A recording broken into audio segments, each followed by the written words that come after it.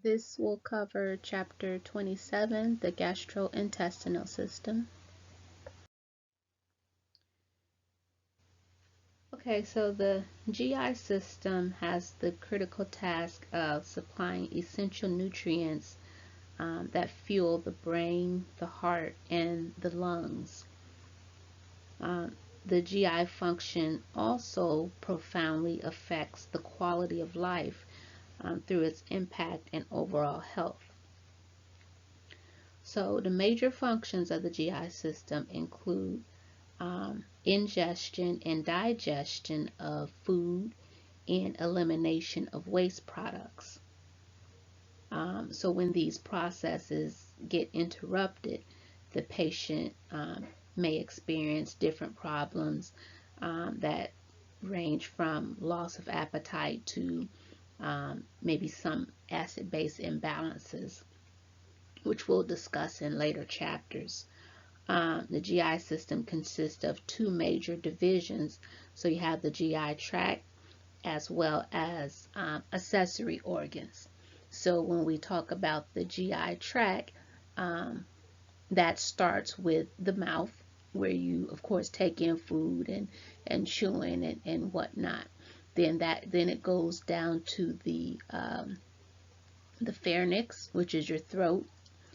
Then the esophagus, which moves the food from the pharynx to the stomach, and then the stomach, where the food is absorbed or stored rather, and starts to mix with the gastric juices. From the stomach, it goes to the small intestines, and then you have three sections in the small intestines, which are your duodenum, your jejunum, and your ileum. And then from there, it goes to the large intestines. And the large intestines, which we'll talk about, contains the cecum, the ascending colon, the transverse colon, the descending colon, the sigmoid colon, the rectum, and the anus is where what's housed the large intestines consist of.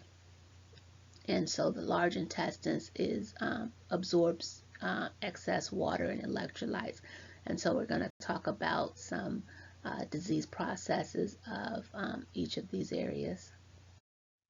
So the GI system has the critical task of supplying essential nutrients that fuel the brain, the heart, and the lungs. The GI function also profoundly affects the quality of life through its impact on your patient's overall health. The major functions of the GI system include ingestion and digestion of food and elimination of waste products. So when those processes get interrupted, the patient might experience different problems ranging from a loss of appetite to acid-base imbalances, which we'll discuss in later chapters. The GI system consists of two major divisions. So you have your GI tract and the accessory muscles. So the GI tract, of course, starts with the mouth, where you take in food and you're chewing and salivating, and you start you're swallowing at that point. From the mouth, it goes to the pharynx, which is known as your throat, in which you're swallowing, right? So from there it goes to the esophagus, and so the esophagus basically helps to move the food from the pharynx to the stomach. And then in the stomach, the food is stored, and it starts to mix with the gastric juices at that point. From there, it goes to the small intestines. The small intestines consist of three areas: the duodenum, the jejunum, and the ileum. And from there, it goes to the large intestines. The large intestines contains the cecum, the ascending colon, the transverse colon, the descending colon, and the sigmoid colon, as well as the rectum and the anus. So we'll talk about disease processes of each of these areas. Okay, so your accessory organs when we're talking about the GI system. We're not going to get into too much detail today about this. We'll discuss these more next week. But your accessory organs in the GI system consist of the liver, the gallbladder, and the pancreas. And so the liver's function is metabolizing carbohydrates, fats, and proteins, and it also detoxifies the blood. The gallbladder is a small pear-shaped organ that's about 4 inches long, and it lies halfway under the right lobe of the liver. Its main function is to store bile, B-I-L-E, bile from the liver until the bile is emptied into the duodenum. The pancreas, it's about 6 to 8 inches, and it lies horizontally in the abdomen, just behind the stomach. It consists of a head, a tail, and a body. So the body of the pancreas is in the upper right quadrant, and the tail is in the left upper quadrant, attached to the duodenum. The pancreas releases insulin and glycogen into the bloodstream, and releases pancreatic enzymes into the duodenum to help with digestion. So, like I said, we'll talk more about these accessory organs next week, so we won't get too much into these today. Alright, so as you start to get older, certain things might change with the GI system. So one thing, of course, a lot of older people tend to wear dentures, for a variety of different reasons, but a lot of them wear dentures. So if the dentures are not fitting properly, then maybe they're painful, maybe they don't stay in properly. So this can cause eating problems for our older adults. And so if they're not eating properly because of it, then all the things that come along with various nutritional deficits can result. Their muscles that they use to swallow might become weaker, and so making it more difficult, to swallow. So you get a lot of older people that are cheeking their food, so they retain food in their cheek pouches, and so you need to watch them for that. If you do have a patient like that, make sure they are properly swallowing their food. Esophageal sphincter becomes less efficient, and we'll talk about that when we get into GERD. And so a lot of different things just over time. Maybe the food you eat, maybe they were a smoker, or different things can cause that esophageal sphincter to weaken over time. And so then you got things resulting, and so like GERD or different things, or maybe they might be at risk for aspiration, if the esophageal sphincter is not working appropriately. Their taste buds start to atrophy, so then they don't taste things as well, so especially like salty and sweet things, they don't taste it as well. So maybe you get older people that like a lot of salt.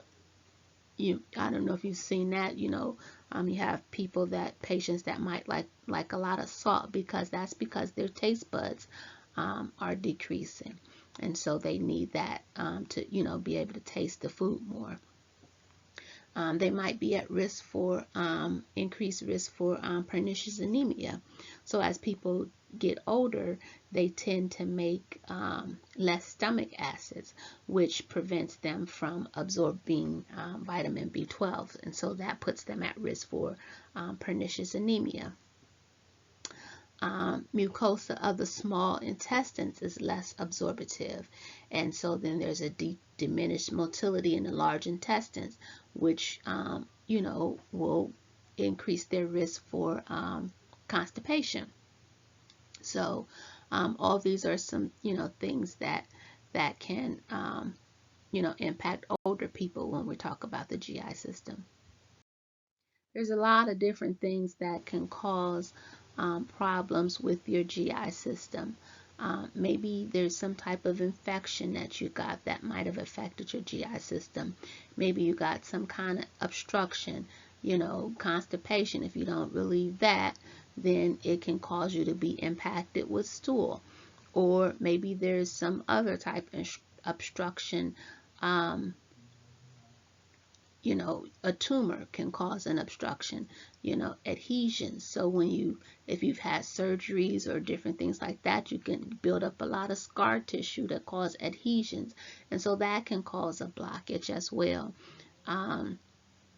Anything that might cause inflammation or irritation in the GI, which we'll talk about some of those disorders as well. Psychological or emotional stress. Stress can cause you to have GI disorders, or maybe there's some kind of genetic predisposition that can increase your risk for GI disorders. When we talk about stress too, think about it. When you're stressed out, your stomach gets all queasy, and or maybe the stress is causing you not to eat properly. Or some people stress eat. Maybe they eat a lot. So stress, can affect people, in different ways when we talk about the GI system. So like I said, there's a lot of different things that can cause you to have GI disorders, but there's some things that you can do as well to help prevent some of those GI disorders and promote a healthy GI system. So you want to make sure you're eating a well-balanced diet. You're eating a normal, well-balanced diet. You're not, binge eating or stress eating. You're not eating a lot of fatty foods. You're eating a well-balanced, healthy diet. That's including fruits and vegetables and fiber and things like that to help keep things moving. You want to maintain good oral health as well. If you have bad oral hygiene, then sometimes that makes the food not taste well. And so a lot of times with your patients, you want to think about that as well. If they're not able to maintain good oral health, then do that for them. Because if you think about it, if your mouth is not well taken care of, the food might not taste well for you, and so that prevents you from wanting to eat.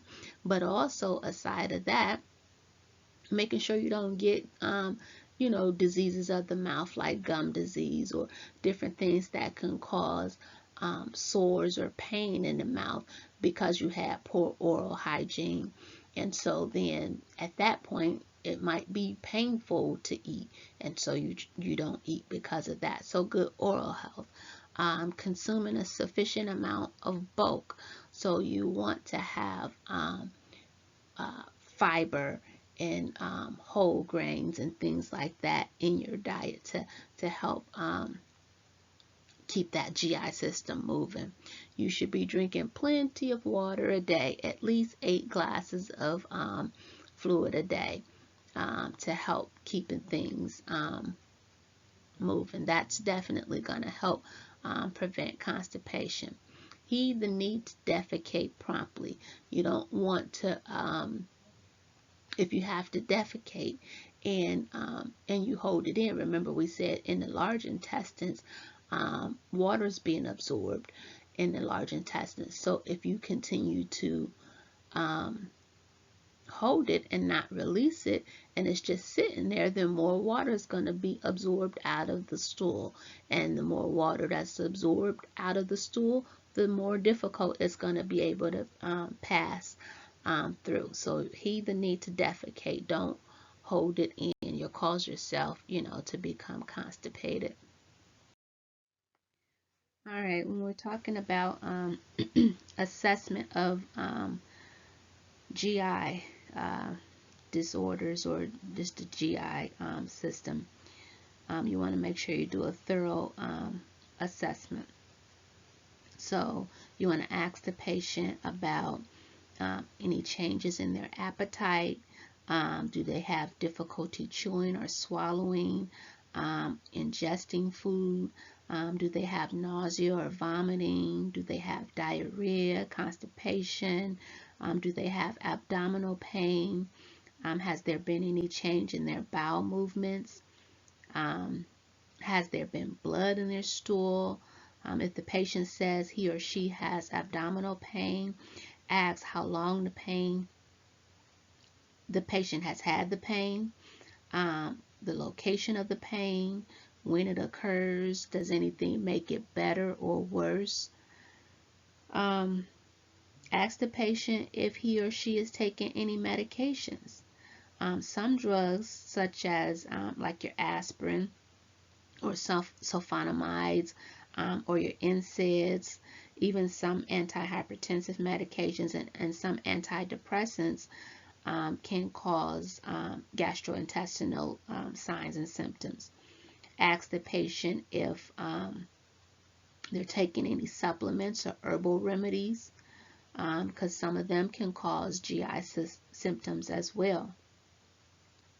Make sure you ask about laxative use. Are they using laxatives on a regular basis? Because that can increase their risk for constipation as well. And then, are they allergic to any foods or medications?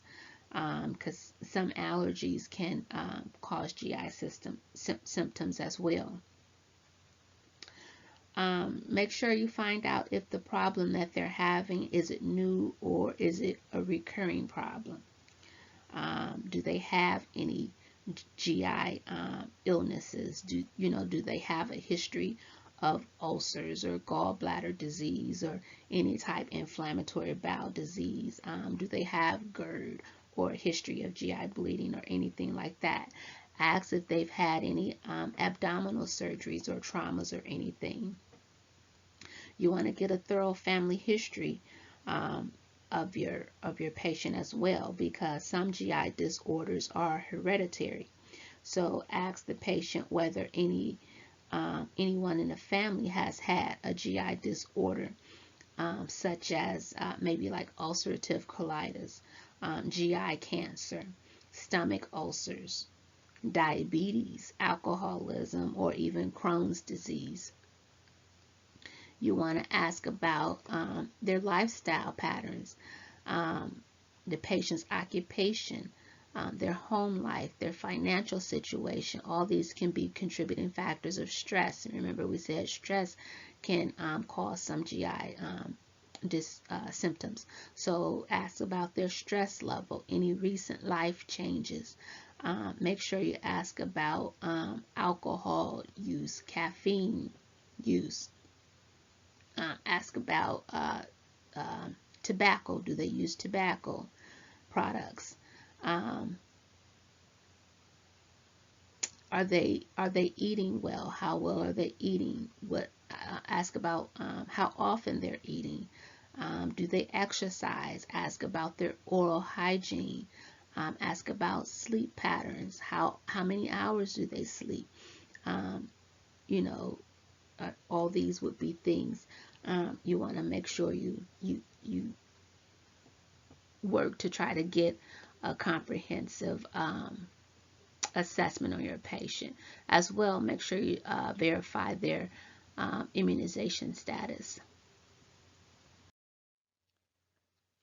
Okay, a physical assessment of the GI system includes evaluation of the mouth, the abdomen, the liver, and the rectum. To perform an abdominal assessment, you want to first inspect, then auscultate, then percuss, then palpate. Palpating or percussing the abdomen before you auscultate can change the character of the patient's bowel sounds, which would lead to an inaccurate assessment. So you want to inspect and then auscultate when we're talking about the abdomen. So when you're auscultating the abdomen, you're listening for bowel sounds, of course. You want to document whether bowel sounds are present. Are they absent? Are they hypoactive? Are they hyperactive? If you do not hear bowel sounds, you want to listen in each quadrant for a minimum of 5 minutes in each quadrant before you document absent bowel sounds. Because if you say absent, then there's a serious problem going on. So you want to listen 5 minutes each quadrant before you document absent bowel sounds.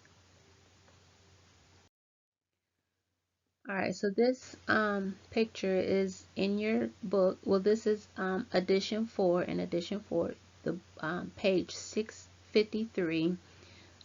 This is figure 27.5 in your book. So when you are auscultating, you want to, when you're auscultating and when you're palpating, you want to start in the right lower quadrant, work your way up towards the right upper quadrant, then work your way over to the left upper quadrant, then work your way down to the left lower quadrant. You want to follow this pattern because it follows the natural pattern of the colon. As you can see, you have the ascending colon going up the right side, and then the transverse colon going across the abdomen, and then the descending colon going down the left side.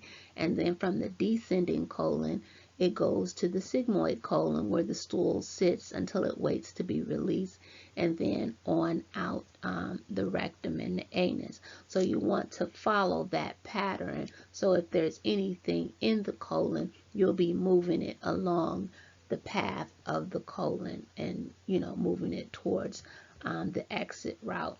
So when you auscultate and when you palpate, you want to make sure you follow that pattern. Okay, so like I said, you start with inspection of the abdomen when you're assessing the abdomen. You start with inspection, so you're visualizing all 4 quadrants of the abdomen. You're trying to see if you find any abnormalities. Do you see any wounds, any surgical scars, any dilated veins? Does the person have stretch marks, any bruising or laceration? Do you see any movement or pulsations, which you should not see any peristalsis? So you're just visualizing any anything there. Do you see anything? And so, like I said, next we want to auscultate after that before we palpate or percuss, because we don't want to change the pattern of the bowel sounds. So when we auscultate, like I said, you start in the right lower quadrant, you work your way up to the right upper, and then move over to the left upper, and then down, work your way down to the left lower. You're going to lightly place the stethoscope diaphragm on the abdomen, starting in the right lower quadrant. You're going to listen to each quadrant for at least 2 minutes. But like I said, if you don't hear anything, then you want to listen for at least 5 minutes in each quadrant before you say absent. So I say 2 minutes, but about 1 to 2 minutes each quadrant. And like I said, unless you don't hear anything, then you want to listen for a full 5 minutes in each quadrant. All right, so then palpating, light palpation helps to identify muscle resistance and tenderness, as well as the location of some superficial organs. So to palpate, you want to put the fingers of one hand close together, depress the skin about 1/2 inch with your fingertips, and make gentle rotation movements. Um, you don't want to do quick jabs or anything like that, but you're going to follow the same pattern. Start in the right lower quadrant and work your way around, following the pattern, the natural pattern of the colon. Now, percussion. Now, nurses typically don't percuss because it takes a person with a special skill to be able to percuss, to know what you're listening for. But percussion is done to detect any excessive air in the intestinal tract. And so, but like I said, nurses typically don't percuss because that would be somebody with a special skill to know what you're listening for. Now, anorexia is just simply having a loss of an appetite. So now this is not the disease that you might be thinking about, anorexia nervosa, which we will talk about. This is just a lot of different things can cause anorexia. And so it's just loss of appetite. So some illness might cause you to not want to eat. Stomatitis, which we'll talk about, which is swelling or sores in the mouth, so it's too painful to eat. We talked about halitosis, decaying teeth, bad taste in your mouth. Those type things may not want you to eat. Remember, we talked about elderly people not having properly fitting dentures, so it might make it difficult and make them not want to eat. Just pain, depression, different things can cause you to not want to eat, which we'll talk about the difference in anorexia nervosa, which is more a mental issue or whatnot. So anybody could have anorexia, if they had, any of the circumstances that might cause you to not want to eat. So nursing management for this patient, obviously you're going to provide oral care, for the patient, so that's not, preventing them from not wanting to eat. You also want to make sure you document what percentage of meals this patient may have eaten as well, so to ensure, that they are getting in enough nutrients. Offer things that the patient likes. Don't just say, well, you got to eat this just because this is the healthiest or whatever. You give them things that they might like or enjoy eating. Things with texture, things with taste. Maybe sometimes a person, especially maybe like our elderly people, just want some companionship during eating, and encouraging them to eat. If it's an issue of with your elderly people with dementia, maybe you need to just sit there. You might not need to feed them necessarily, but maybe, hey, remember to swallow. Just remember to swallow. Go ahead and swallow now. Or saying, hey, take a bite, or whatnot. Sitting there, having a conversation with them and encouraging them as they eat. And then, of course, if it is necessary, then maybe you do need to feed them depending on the circumstances. So a lot of different things can cause nausea and vomiting. Maybe there's you have an illness or whatever that's causing nausea and vomiting. Or maybe, there's certain medications that you're taking that's causing you to be nauseous or vomiting or whatnot. So for these people, of course, sometimes they might need some type of antiemetic or something to help with that. But sometimes also ginger is good, to help with fight nausea. But you got to be careful with ginger because If it is a diabetic person, then sometimes that ginger might decrease the effects of their diabetic uh, medications. So just be careful, with that situation. Okay, flatus is gas, and so a lot of different things we know can cause that, but things that might help it is ambulation. So getting your patient up and walking might be helpful with that. Trendelenburg position is also helpful with gas as well. For patients that do not have abdominal incision, you might want to massage the abdomen. And like I said, going in that same pattern. So starting in the right lower quadrant, working your way up to the right upper quadrant, across to the left upper, and then down to the left lower. Because if you massage in that pattern, then you can hopefully get the gas to move along the natural pattern of the colon and work its way on out.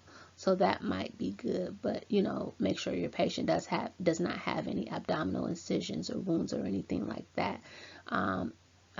Educate your patient to avoid chilled or hot drinks because they can increase the gas as well. And sometimes you might need some medication with simethicone in it, like your Phazine or something like that might be helpful. So constipation is typically related to um, an inadequate amount of fluid in bulk. But like I said, a lot of things it can be related to a lot of things. So, like I said, a low fiber diet can cause constipation, inadequate fluid intake, person that's not active, so physical inactivity, stress can cause constipation, and some neurologic disorders, as we've talked about, can cause constipation. And of course, opioid medications. A lot of times the physicians will put, when they put a person on an opioid, they will put them on like Colace or something, a stool softener, to try to prevent constipation from occurring. So you want to be careful about that as well. So, because all these things can cause, constipation. All right, so when you have a patient with constipation, you want to make sure you record their I&Os accurately to ensure correct fluid replacement therapy. You want to note the color and consistency of stool and frequency of their bowel movements. You want to promote ample fluid intake if appropriate. Some people might be on fluid restrictions, so you want to, be mindful of that as well. But if appropriate, you want to encourage fluid intake to minimize constipation. You want to encourage the patient to increase their dietary intake of fiber to improve their intestinal muscle tone and promote bowel elimination. You want to discourage the use of routine laxatives and enemas because they can increase the risk for constipation as well. Encourage your patient to walk and exercise because remember we said physical inactivity can put the person at risk for constipation. And remember we said the need to defecate, so encourage the patient to take the time necessary each day to have a bowel movement, to stay on a regular pattern. Sometimes, like I said, if they are on opioid medications, the physician may just put them on a stool softener to avoid any issues with constipations. Sometimes they might need a suppository if they haven't, if they, have been constipated for 3 or more days. You want to identify whatever the cause is so that you can, eliminate the issue. Raw fruits and vegetables. Raw fruits and vegetables are good for preventing constipation as well. Fruit juices that contain fructose are also a natural laxative.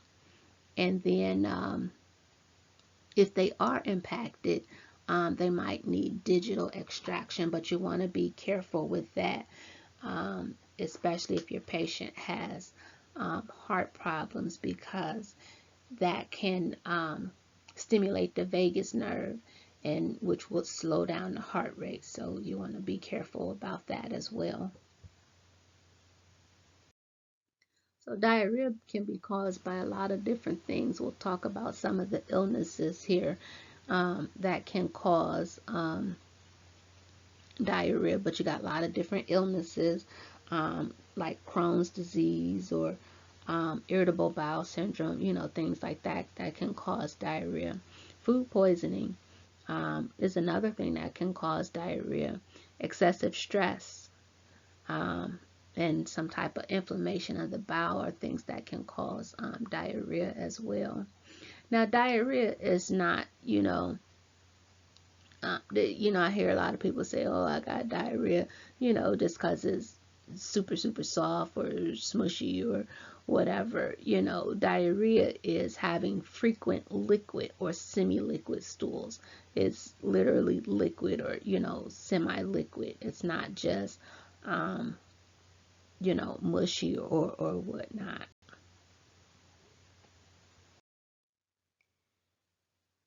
All right, so for our patients with diarrhea, we want to assess their level of dehydration and their electrolyte status.